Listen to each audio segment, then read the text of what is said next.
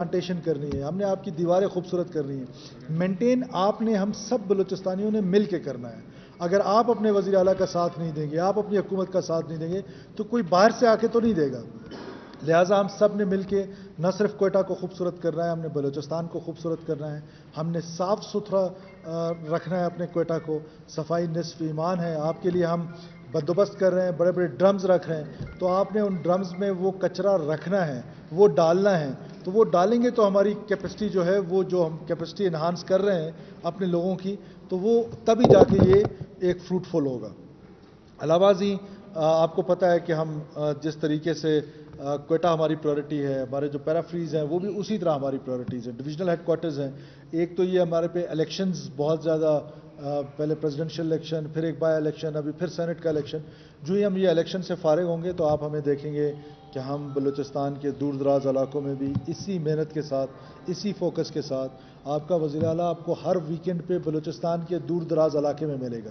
یہ نہیں ہو سکتا کہ صرف کوئٹہ جو ہے وہ ہمارا بیس رہے اور باقی بلوچستان کو ہم بھول جائیں.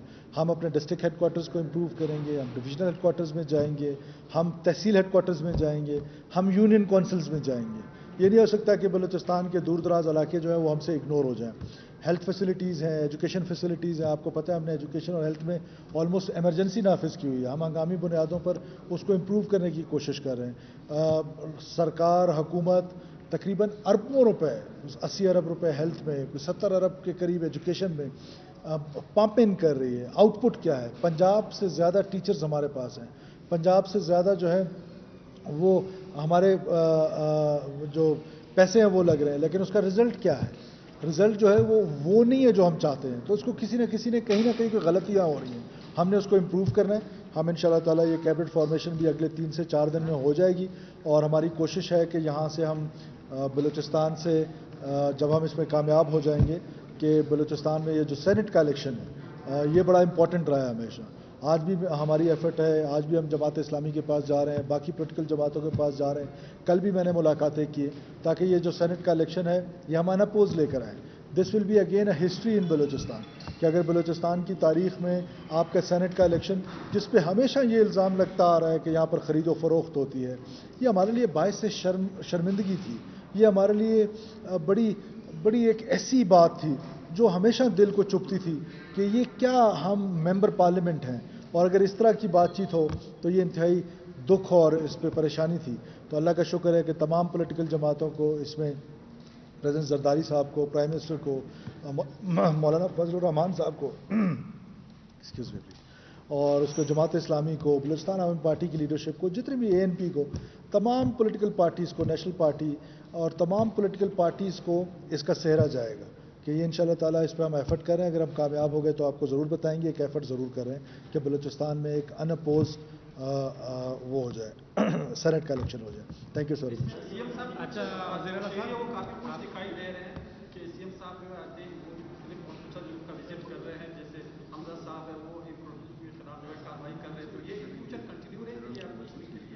نہیں, ہمیں فائدہ کس میں ہے؟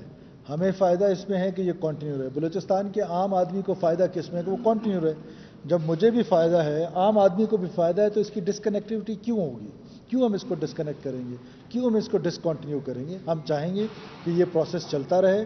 میں نے آپ سے کہا کہ کوئٹہ کی صفائی صرف یہ نہیں ہے کہ ہم نے ایک دفعہ 1.5 لاکھ ٹن کچرا اٹھا دیا, اس کے بعد پھر ہم انتظار کریں 1.5 لاکھ اور جمع ہو جائے.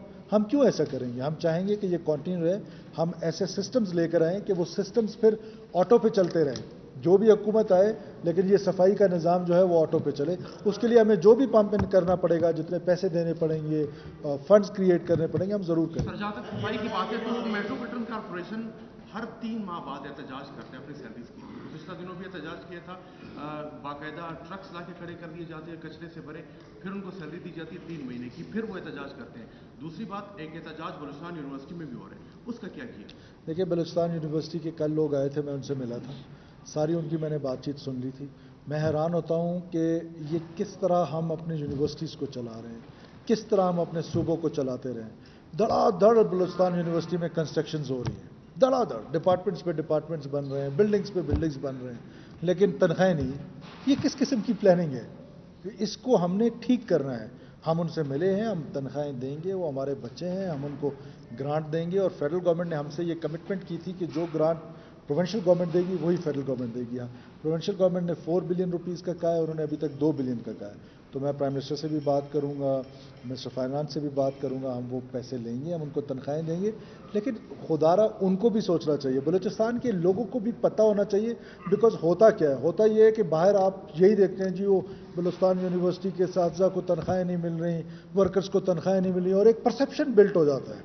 اس پرسیپشن کی درست بات یہ ہے کہ کوئی آ کے یہ بھی بتائے کہ تنخواہیں نہیں مل رہی لیکن بلڈنگز بن رہی ہیں, تنخواہیں نہیں مل رہی لیکن دڑا دڑ ہم ڈپارٹمنٹس بنائی جا رہے ہیں. اور ہے کیا, 700 لوگ ہم نے سٹاف میں رکھے ہوئے ہیں جو سپورٹنگ سٹاف ہے. کوئی ریشنلائز ہوتی ہے چیزیں, کوئی ایک میکنزم ہوتا ہے, دنیا بھر میں اس کو فالو کیا جاتا ہے, پاکستان باقی میں فالو کیا جاتا ہے. بلوچستان مبرہ ہے ان چیزوں سے, جس کا جو جی چاہتا ہے وہ آ کے کر لیتا ہے. اور پھر لیٹر آن جو ہے وہ سفر کون کرتا ہے, سفر عام بلوچستانی کرتا ہے. سفر وہ بیچارہ کرتا ہے جو سردی میں ٹھٹرتا ہے اور گرمی میں جھلستا ہے. اس کے لیے ہمیں سوچنا ہوگا, اور ہم انشاءاللہ تعالیٰ وہ سٹیپس لیں گے جس سے اس کو فائدہ ہوگا. ہاں, سیلریز کا جہاں تک بات ہے, دیکھیے میٹروپولیٹن کی جو سیلریز ہیں, کتنے لوگ ہیں جو ڈیوٹیز پہ آتے ہیں. ہم نے اسٹرکٹ, میں نے کمشنر کو بتایا ہے کہ آپ ان کو سیلریز دیں گے جو ڈیوٹیز پہ آئیں گے. جو ڈیوٹیز پہ نہیں آئے گا اس کو کوئی سیلری نہیں ملے گی. آئیں, اپنی ڈیوٹی کریں, اپنا کام کریں, جس چیز کی آپ کو تنخواہ ملتی ہے اس چیز کے لیے ہم بالکل آپ کو تنخواہیں دیں گے. ہڑتال یہ ایک رائٹ ٹو پروٹیسٹ, ہمارے یہاں ایک عجیب سا وہ آ گیا ہے.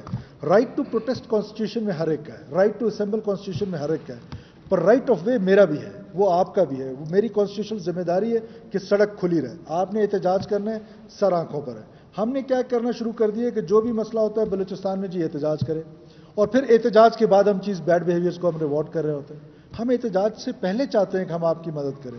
اب یہ آپ نے بتایا پیج کا, آپ آئیں اپنی ڈیوٹی کریں, ہم صفائی مہم چلا رہے ہیں, آپ 100% ڈیوٹی کریں. اکا دکا انسان کی کوئی مجبوری ہوتی ہے, کوئی لیو ہوتی ہے, ادروائز آئے اپنی ڈیوٹی کریں, اپنی تنخواہ لیں. اچھا سرفراز صاحب, آپ نے فرمایا کہ پہلے جو ہے سینٹ الیکشن میں دھاندلی ہوتی تھی یا جو ہے اور سرٹنگ ہوتی تھی, جو شرمناک ہے.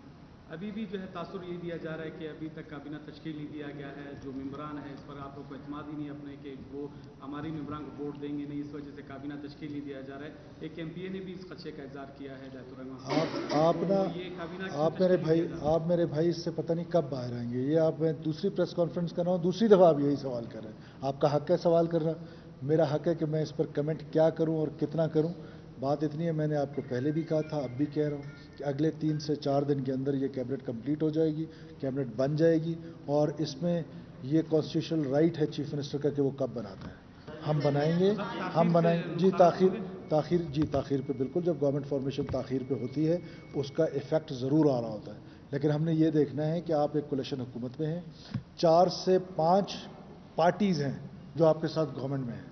ان 4 سے 5 پارٹیز کو آپ نے کس طریقے سے اکوموڈیٹ کرنا ہے, کتنی آپ کے پاس لمیٹڈ منسٹریز ہیں, کون سی منسٹری کس کو جانی ہے, کس کی کتنی کیپیسٹی ہے, کس ممبر کو right man for the right job. اب آپ مجھے جلدی میں ہیسٹ میں کرانا چاہتے ہیں, مجھے نہیں پتا کہ آپ کا کیا انٹرسٹ ہے اس میں, آپ کو کیا جلدی ہے. ہاں, ہم آرام سے تسلی سے بنا لیں گے.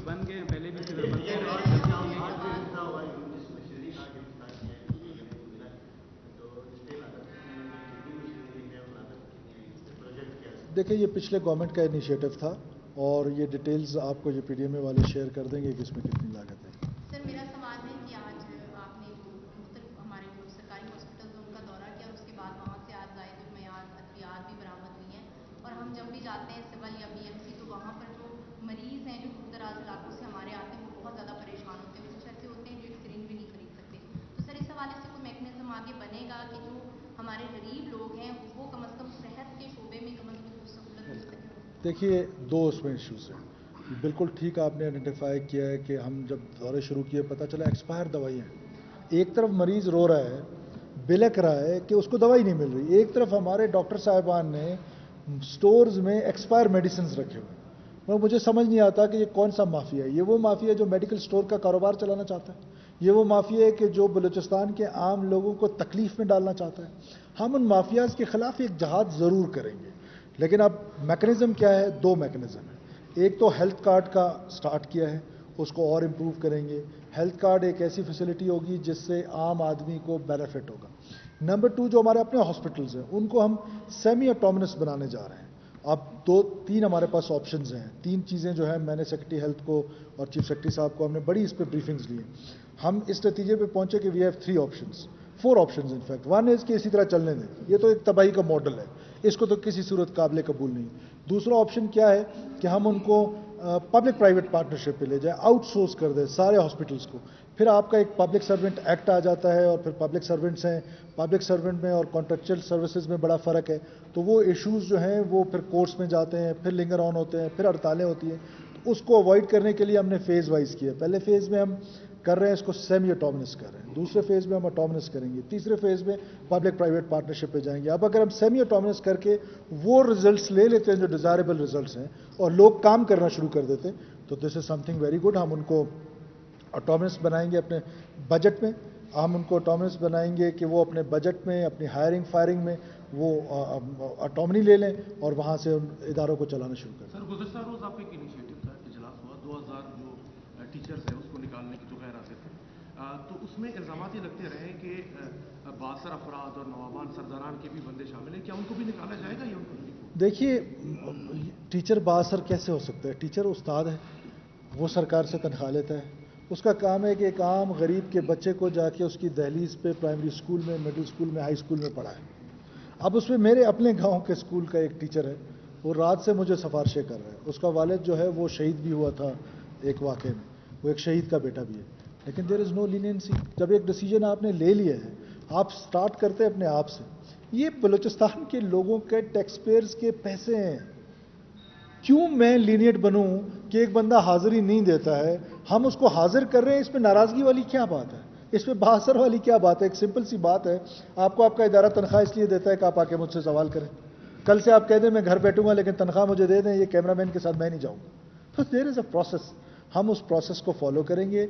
हम ये चाहते हैं कि हम खुदा ना खास्ता कोई यहाँ पर जो है ब्रूटस बन के नहीं फिर रहे। हमारा मकसद क्या है कि बलूचिस्तान ठीक हो, और बलूचिस्तान 100% ठीक नहीं हो सकता हमसे। एटलीस्ट हम वो डायरेक्शंस तो सेट कर लें, एटलीस्ट हम इतना तो कर लें कि कम से कम एक डायरेक्शन में चल पड़े। हमारे से बाद जो आएंगे वो उसको और इम्प्रूव कर देंगे, जो और आएंगे वो और इम्प्रूव कर देंगे। Thank you sir, thank you.